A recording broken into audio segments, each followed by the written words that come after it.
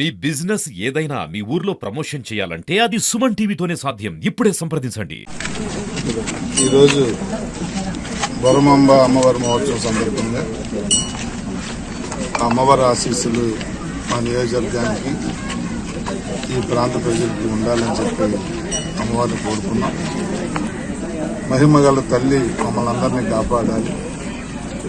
ఈ రాష్ట్రం ఎన్డీఏ ప్రభుత్వం నేతృత్వంలో దినదినాభివృద్ధి చెందే విధంగా అమ్మవారి ఆశీస్సులు ఉండాలి అని చెప్పి మరి అమ్మవారి ఆశీస్సులు పెంచడానికి నన్ను పిలిచిన మా రమాదేవి గారికి, మా కార్పొరేటర్ గారి, స్థానిక ఆలయ కమిటీ సభ్యులందరికీ పేరు పేరున ధన్యవాదాలు తెలియజేస్తూ ఆ తల్లి ఆశీస్సులు వీళ్ళందరికీ నిండుగా ఉండాలని, వీళ్ళంతా ఆయురారోగ్యాలతో అష్టైశ్వర్యాలతో ఆనందంగా ఆ అమ్మ ఆశీస్సులతో చల్లగా ఉండాలని కోరుకుంటున్నాను.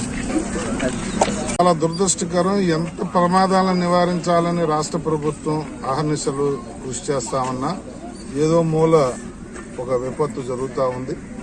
ఎవరు ఊహించింది మరి బాణాసంచా తయారీలో సడన్ గా ఎండకి ఆ రేకుల షెడ్లు ఫైర్ రావటం, అది పక్కనున్న స్టాకు మీద పడటం, అంతమంది చనిపోవటానికి దారితీసింది.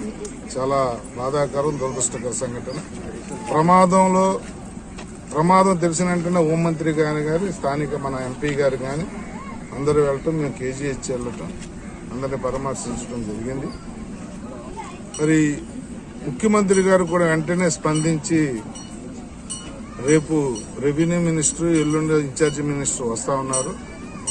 చనిపోయిన మనిషికి 15 లక్షల రూపాయలు ఎక్స్గ్రేషియా ప్రకటించడం, మరి ఎక్కడైతే అఫీషియల్ గా గానీ అన్అఫీషియల్ గా గానీ రన్ అవుతున్న ఈ ముందుగుండు సామాగ్రి తయారీ ఫ్యాక్టరీలన్నీ కూడా చెక్ చేసే పనిలో అధికార యంత్రాంగం నిమగ్నమై ఉంది.